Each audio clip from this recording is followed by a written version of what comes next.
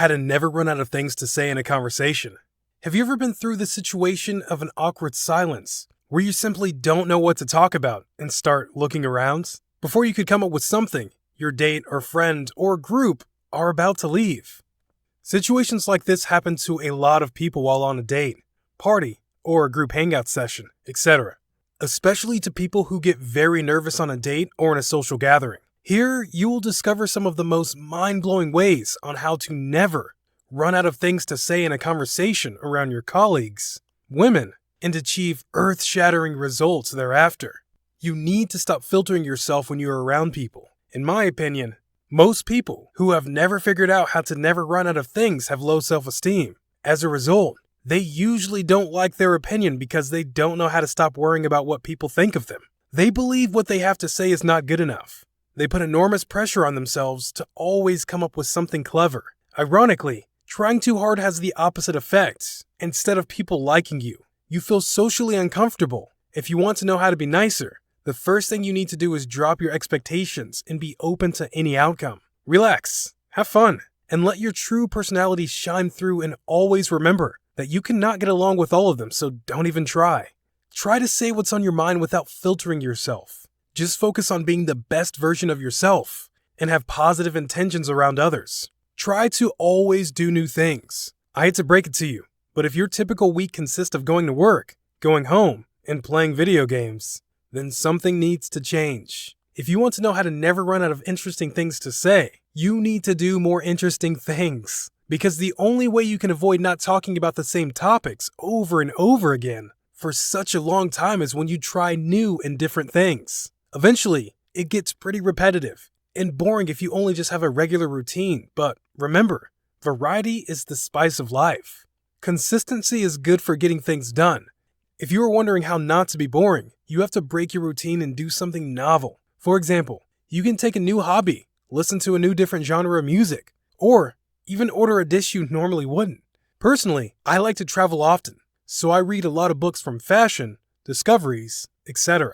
And I also go out of my way to talk to people smarter than me. The more life experience you have, the more things you'll have to say on a variety of subjects. You'll be exposed to various groups of individuals as well, which can help when it comes to growing your social circle. Remember, a boring life leads to boring conversations, so make an effort to always try new things.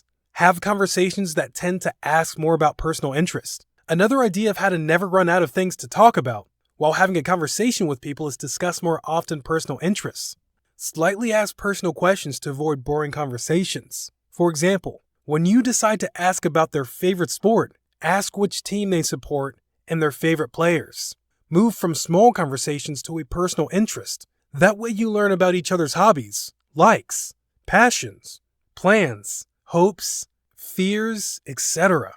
Always try to prepare your stories ahead of time. Imagine what it would be like if you took an exam that you didn't study for. You would probably be pretty nervous, wouldn't you? You're looking at the question and you don't even know how to answer it correctly. Unfortunately, most people who have struggled socially do the same with their interactions because they simply never took the time to learn how to tell their stories, or they just don't know what to say. When you think about this, you know people tend to keep talking about similar topics over and over again since they don't have enough topics to talk about. It is important to always try to develop stories in advance because you can safely discuss what you do for work, what you do for fun, your family, and your education, places you went, and even events you attended. This exercise is just meant to help you remember the interesting things that you have already done, and you can bring up topics faster the next time you interact with someone. Work on your body language and tone. The same phrase can have a different meaning depending on body language and tone of voice. Therefore, it's not just what you say, but how you say it that matters to people. If you're wondering how to keep a conversation going, it's time to work on your nonverbal communication skills as well. For example, try to explain your points with your hands. You can also vary your tone to make your stories more interesting. Remember to always slow down when sharing something serious, and speed up to show that you're excited. Every time you do these things, your stories come alive, which draws people into what you have to say in the conversation. You should always ask more open-ended questions. Have you ever found yourself in situations where your conversations sounded like an interview? You were just asking one question after the other, and the interaction just feels forced. If you have, I am guessing you were probably asking more close-ended questions, which often require a one-word straight answer. Are you wondering how to never run out of things to say? You should try to ask more open-ended questions. For instance, questions like, do you like your school? Can be rephrased like this. What do you like most about your school? The first one can be answered with just a yes or no, while the second one requires a more detailed explanation. Try to be more relatable. Make sure you build rapport with others quickly. And this can be achieved by exploring mutual interests as much as you can, especially early on in your interactions. People who can do this well are usually more likely right away. Practice to be more relaxed. More often it is likely to be nervous when you meet some people, either for the first time, during a meeting, or possibly on a date. It is important to practice a bit of calmness whenever you are feeling nervous, thinking it's best to rather leave on time. The feelings we get afterwards are always regretful, so it's best to remain calm. Look for things around you and have a conversation about it. There is a greater chance that it will get your mind distracted. Having a great conversation does not have to be stressful. Practice to be more relaxed while having a conversation. Finally, be a good listener.